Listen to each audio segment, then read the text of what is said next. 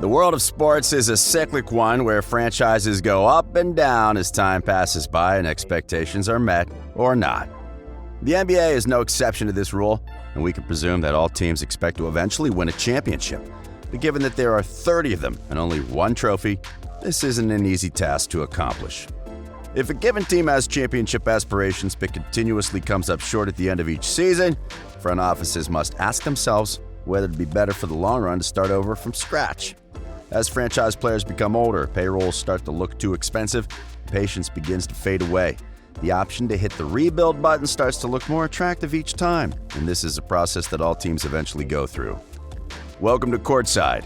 Today, we'll be talking about one team that may be playing its last cards to contend for a championship, and that is no other than the Houston Rockets. The first and last time the Rockets won an NBA championship, they were led by MVP and Defensive Player of the Year winner star center Hakeem Olajuwon, who managed to guide the franchise to back-to-back titles in 1994 and 95. But following their championship run, Houston was unable to attain sustained postseason success, and after Olajuwon's departure, they were forced into a rebuild in the year 2001. Though there seemed to be hope on the horizon for Clutch City, as they managed to draft Yao Ming in 2002 and Tracy McGrady in 2004 to form what was on paper one of the most formidable duos in the league. Injuries limited the team to a single playoff series win throughout the 2000s. Following the departure of McGrady via trade in 2010, the early retirement of Yao Ming in 2011, and a series of unremarkable seasons, the Rockets decided to revamp their team and made a decision that would change the course of their franchise for the next several years. October 27, 2012, they acquired Sixth Man of the Year winner shooting guard James Harden in a trade with the Oklahoma City Thunder after they failed to agree to an extension with him. On October 31st, Harden made his debut with the Rockets with a stat line of 37 points, 12 assists, 6 rebounds, 4 steals, and a block, and after the following game, became the player with the most total points in his first 2 games with the team. With Harden's play and new coach Kevin McHale on the bench, Houston returned to the postseason in 2013 and would become a regular playoff contender up until today. In 2015, with Harden elevating his game and becoming an MVP candidate, with the addition of Trevor Ariza and with strong play from former All-Star center Dwight Howard, the Rockets reached the Western Conference Finals for the first time since 1997. Though they lost to eventual champions, the Golden State Warriors, in 5 games, from this point on they knew they were capable of winning and became a team with championship aspirations. Though they followed their Western Conference Finals appearance with a disappointing season that saw the departure of McHale and Howard, during the 2016 offseason, Houston signed Mike D'Antoni as the new head coach to regain the team's contending form. Known for his up-tempo style, D'Antoni moved Harden to the point guard position and installed an offense that focused on his star players' passing and shooting skills. Harden was again considered for the MVP trophy, finishing as a runner-up, but the Rockets came up short in the playoffs, losing in the second round to the San Antonio Spurs. During the 2017 offseason, they decided to go all in with Harden as their cornerstone. Houston acquired star point guard Chris Paul in a trade from the LA Clippers, and even though many questioned the potential fit of both guards, the 2 All-Stars guided the team to a league-leading and franchise record 65 wins during the reg season. Harden, having averaged 30.4 points per game, won his first scoring title and won his first MVP award, becoming the 3rd player in franchise history to do so. And the Rockets seemed poised to make a championship run, but again, they couldn't get the job done. After defeating the Minnesota Timberwolves and the Utah Jazz in the first 2 rounds, they held a 3-2 lead against the Warriors in the conference finals, but lost Paul to an injury after Game 5 and were defeated by Golden State.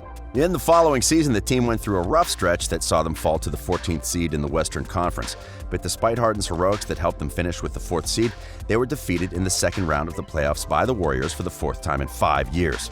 Looking to retool their roster again to be able to produce better results during the postseason, the team decided to trade Paul and several future draft selections to the Oklahoma City Thunder for star point guard Russell Westbrook. Westbrook was one of Harden's former teammates when he played for the Thunder, and along with Kevin Durant and Serge Ibaka, they managed to reach the finals in 2012, eventually losing that series to the Miami Heat in 5 games. Like Harden, Westbrook is an exceptional player known for his all-around game. He was the player that beat Harden in 2017 for the MVP award and had a record-setting 3 consecutive seasons averaging a triple-double. But his Thunder teams, much like Harden's Rockets, were unable to reach the championship series and were unable to move past the first round since 2016, when they also lost to the Warriors in the conference finals. Just like when Houston acquired Paul, and even though they had already played together before, many questioned the potential fit of the two MVPs, especially given Westbrook's deficiencies as a three-point shooter, which has been the Rockets' main weapon since D'Antoni was hired. The 2019-2020 season had a good start for the team, but Westbrook was noticeably struggling to adjust to a new system. Though his numbers were still solid, they were below what was expected, and his three-point shooting seemed to be hurting the team. But by the end of December, Westbrook started to regain his form as the team managed to successfully adapt to their new star. He cut his three-point shooting attempts by more than half and instead became more aggressive when attacking the basket.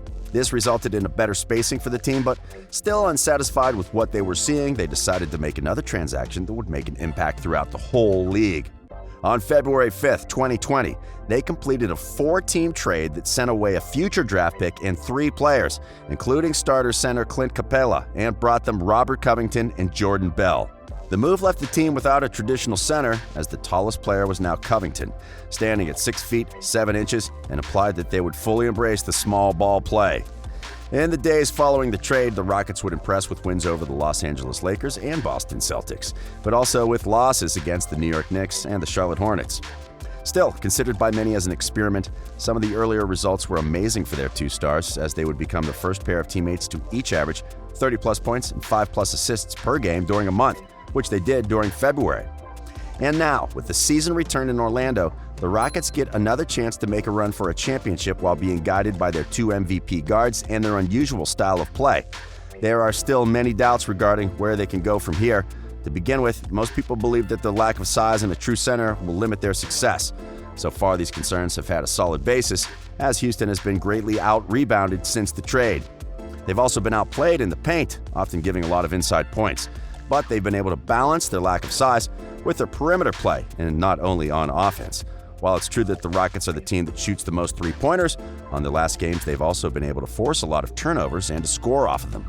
To be more specific, since playing without a traditional center, they've forced the 3rd most turnovers in the league, while also having the 2nd best turnover rate. Another concern is the production of their stars and their supporting cast come playoff time. Both Westbrook and Harden have had subpar performances in the playoffs over the last few years that have costed their respective teams a few series, and in the case of the Rockets, they've also dealt with disappearing acts from their role players. But in the case of their MVPs, their shortcomings have mostly come from their overuse during the regular season, which led to them being exhausted when opposing teams were scheming specifically to defend against them day after day. Now rested because of the suspension of the season, this most probably won't affect the Rockets. And in the case of the rest of their team, so far, their role players have been showing up. During their bubble games, Daniel House and Jeff Green specifically have been providing consistent scoring for Houston, making things a lot easier for Harden and Westbrook, and Covington has also been able to help their defense. If the Rockets' role players are each capable of fulfilling their roles accordingly, and if their 2 MVPs can play like their usual self when the playoffs begin, there is no reason to believe that this team couldn't, finally, make a championship run. And to be honest, they may not get another chance if they come up short this time. General Manager Daryl Morey believes that they should be able to win a championship this year. In his words, 2 of the greatest players ever on our team, we should win this thing.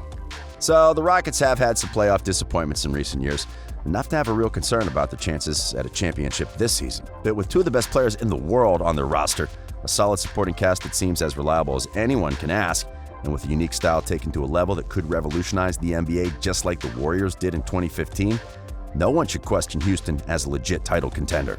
But what about you? Do you think that this will be the year when the Rockets finally win a ring? And if they don't, do you think that they'll get another chance to try to do it? Let us know in the comments. We hope you enjoyed this video, and if you did, remember to like it and subscribe to our channel for more NBA content. We are Courtside.